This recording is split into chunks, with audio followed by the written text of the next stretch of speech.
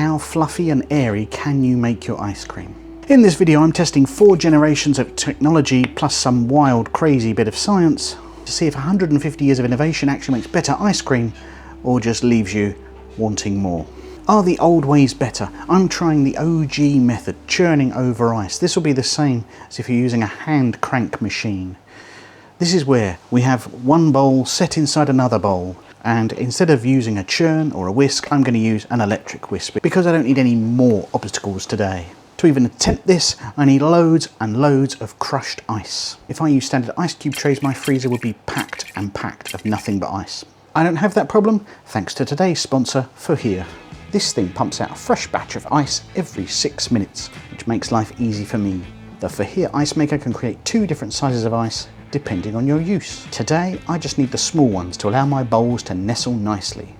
I add water, press a button, and leave it to do its thing. In about 2 hours, it can turn 1 litre of water into this much ice.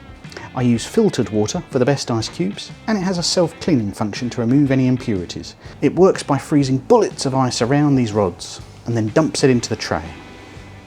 It's pretty light, and comes with a neat little handle. To be honest, it's a lot of fun. It's a little bit noisy, but I can put up with that because it means I get ice quickly, as in this recipe here. And to my ice, I'm adding plenty of salt, which lowers the freezing temperature and keeps everything trucking along nicely. For all my experiments, I'm going to be using the same base. This is my favourite base from the excellent Salt and Straw. The Salt and Straw ice cream base is my favourite. I've been rocking it all year long. It's a mixture of cream and milk powder, xanthan gum and sugar, and in their version called corn syrup. This side of the pond I'd use liquid glucose. These are simply very lightly heated just to melt the glucose all together and then left in the refrigerator until needed. I make great big batches of this at once because, funnily enough, it freezes well or keeps in the fridge, and then I can be ready to make ice cream quite quickly.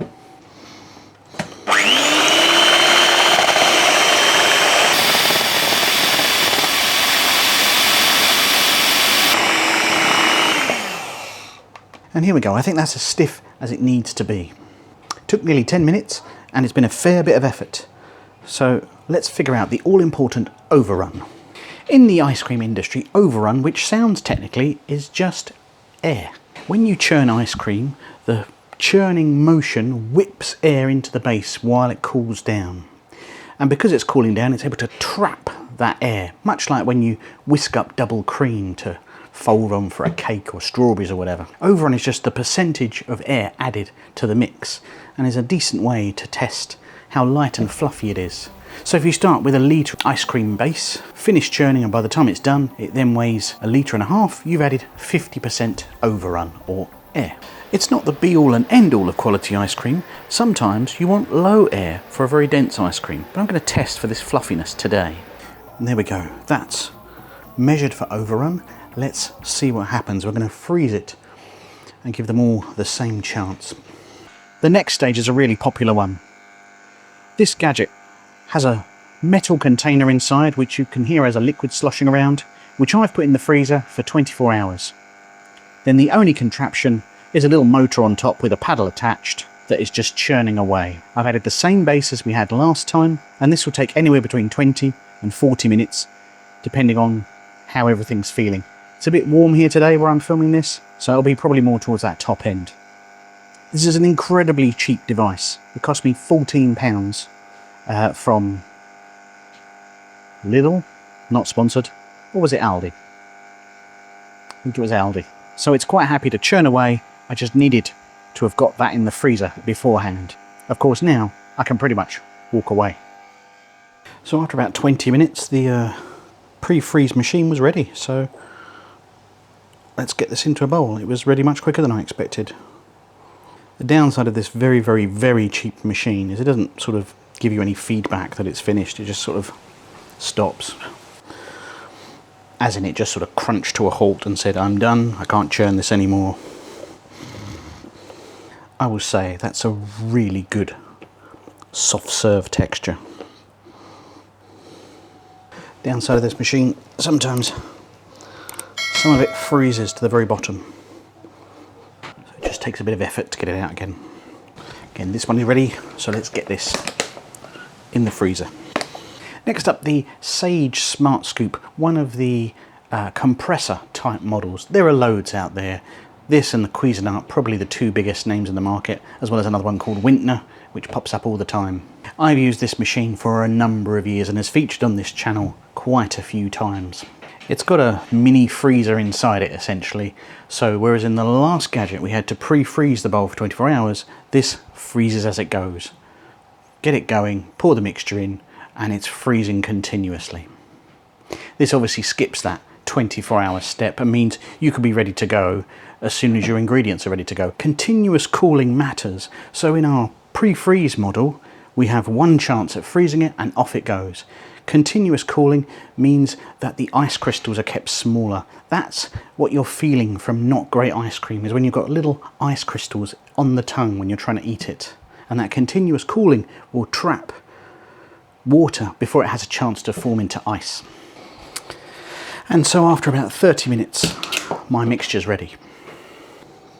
The texture is extremely professional, but it's something that's the price of a weekend away. Is it worth it? Let's freeze it up and taste it shortly. And so on to the radical disruptor, the Ninja Creami, that is massive online. People love it. I posted a review of it a couple of months ago and I wasn't quite so enamoured with it because it's doing something slightly different. It's not really an ice cream machine, it's a high-powered drill. It doesn't really churn, it shaves rock-hard ice. So let's push our base through it.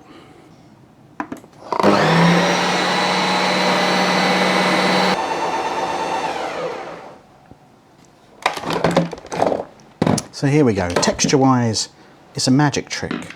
By breaking up the mixture into very small particles, it creates the illusion on your tongue of a smooth gelato. But the noise is like a jet engine, and a bit like our pre-freeze bowl, we have to have frozen this mixture 24 hours in advance before we can get it. Arguably, the base that I've made with this is not perfect for dealing with the Creami. The subreddit, funnily enough called Ninja Creami, has got loads of great recipes and ideas, and if you are interested in the Creami, I'd recommend you visit that. And so our ice cream techniques have had time to set firm in the freezer. Let's try them out, starting with the hand cranked over ice. The texture's really nice, almost moussey, but there's definite flakes in it from the lack of speed. It's not really scooping, but breaking up. It's really tasty and undeniably airy, but it's not quite right. Now undone in a pre-freeze bowl. And this has a much more scoopable texture. And that has a smooth, buttery finish. Soft serve style, really good. Onto the compressor machine. And that's holding on the spoon exactly as you would expect it to. Yeah, that's really unctuous. Actually, not huge amounts of difference between these two, but I think this one will hold its shape better for longer. And then at the Creami, now it's perfectly tasty because we started with a good recipe, but we have something that's kind of fudgy. And again, I don't want to come across negative. It's doing something really different, but it is noticeably different from the truly churned ice creams. So all really good. And actually, in terms of bang for buck ratio, the pre-freeze bucket method is really good for a very inexpensive product. It'll give you great results. Start with a really great recipe, like the one from Salt and Straw, and I think this will do you well. But I'm also pleasantly surprised at our little science experiment over here. If that was something fun you wanted to do as an experiment for yourself or with kids, I think they'll have a lot of fun with it. And if you'd like to try a Fajir ice maker for yourself, check the description below for a Big Spud discount. But I think we can try it just one more way. But what if you don't want to wait for a machine? What if we could use something that's so extremely cold that it turns the cream mixture into a very fine cream? Let's turn to the final boss of ice cream making, dry ice. Now, I've never used this before, so I don't really know what's going to happen, but I'm going to be very careful. So just before we get going on this section, a couple of things I should point out. I thought this would move quite quickly and I wasn't sure I could capture all the shots, so I've drafted in a special guest camera operator to help with this section. My daughter. You'll see her pop up later. Equally, I don't really explain why I'm breaking up this dry ice, but if I crumble it into a fine powder, that will mix more smoothly into the ice cream and also means I won't bite on a dangerous chunk of dry ice. I don't really know how much to add. Everything I read was completely contradictory. I've got to leave those bits there, I can't pick them up. I'll pop the lid back on here, not with my hands, it burned me immediately. Okay, let's blitz that up. I'm going to set this going.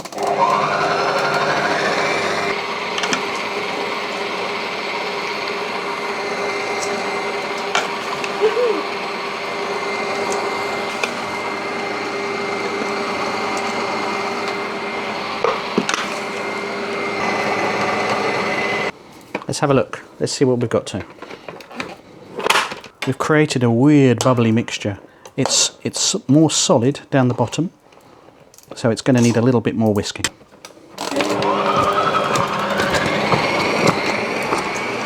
There are some lumps forming. I just tasted a little bit, and you can taste the CO2, that kind of Coke-like gassiness.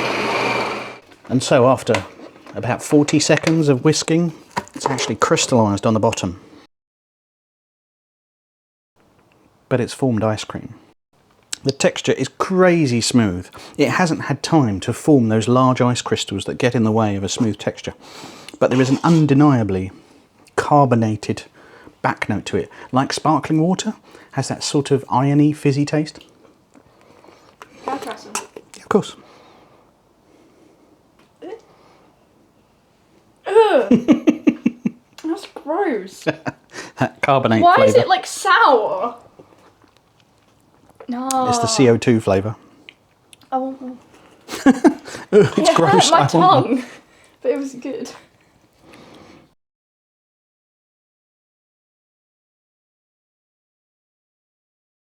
I feel like it's actually putting me in pain. Like, it actually is painful. It's really good, like, texture-wise. But it's not good taste-wise.